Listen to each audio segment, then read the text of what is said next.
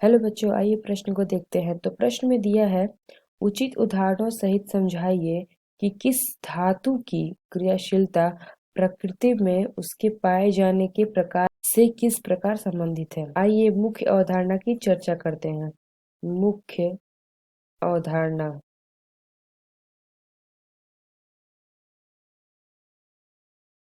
तो यहाँ पे दिया है धातु। तो कुछ तो यहाँ पे दिया है धातु। तो हमें पता है कि कुछ धातु ऐसी होती हैं जो स्वतंत्र अवस्था में पाई जाती हैं और कुछ धातु ऐसी होती हैं जो संयुक्त अवस्था में पाई जाती हैं। तो जो स्वतंत्र अवस्था में पाई जाती हैं वो कम क्रियाशील होती हैं और जो संयुक्त अवस्था में पाई जाती हैं वो अधिक क्रियाशील होती हैं। तो हमारी धातुएं दो प्रकार से होती हैं। तो हमें पता है कि कुछ धातुएं स्वतंत्र अवस्था में पाई जाती हैं। तो ये हो स्वतंत्र स्वतंत्र अवस्था। तो ये हमारा क्या होगा, ये कम क्रियाशील होता है। यह कम क्रियाशील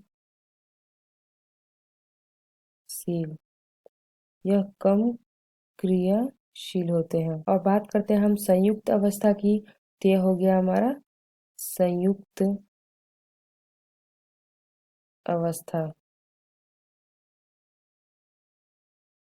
तो ये हमारा संयुक्त अवस्था क्या होता है, यह अधिक क्रियाशील होता है। यह होता है अधिक क्रियाशील।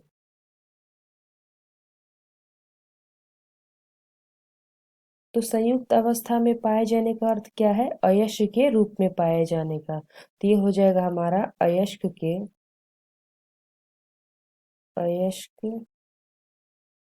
के रूप में। तो आइए उदाहरण की बात करते हैं। तो जब हम स्वतंत्र अवस्था की बात करते हैं तो ये हो जाएगा हमारा एल्युमिनियम Au। तो यह क्या होता है, यह कम क्रियाशील होता है क्योंकि यह स्वतंत्र अवस्था में है। तो ये हो जाएगा कम क्रियाशील।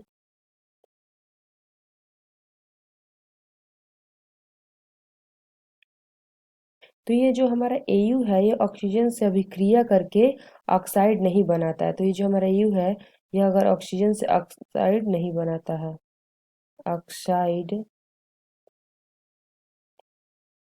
ये नहीं बनाता है। इस इस इसलिए यह स्वतंत्र अवस्था में पाया जाता है। इसलिए यह हो जाएगा हमारा स्वतंत्र अवस्था। स्वतंत्र अवस्था। तो अगर हम बात करते हैं दूसरे तत्वों की, तो जैसे हो गया हमारा प्लेटिनम, तो ये हो गया Pt। तो यह क्या है, ये भी स्वतंत्र अवस्था में पाया जाता है क्योंकि यह कम क्रियाशील होता है। तो ये भी स्वतंत्र अवस्था में पाया जाता है। अवस्था। तो अगर हम आयन की बात करते हैं तो आयन हो जाएगा हमारा Fe।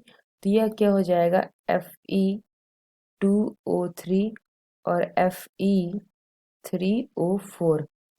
तो यह हो गया हमारा मैग्नेटाइट। और ये अगर हम हेमेटाइट की बात करते हैं तो ये अयस्क के रूप में पाया जाता है और ये अधिक क्रियाशील होता है। तो ये हमारा हो जाएगा अधिक क्रियाशील। अधिक क्रियाशील।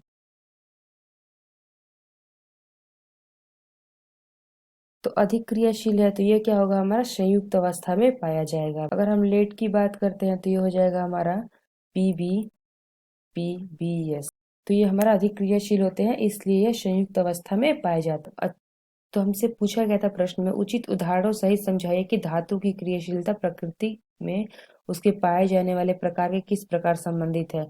तो हमने यहाँ देखा ये हमारे कुछ उदाहरण हो गए हैं और किस तरह ये क्रियाशील होते हैं और ये स्वतंत्र अवस्था में पाए जाते हैं या संयुक्त अवस्था में, यह भी हमने यहाँ पे देखा है।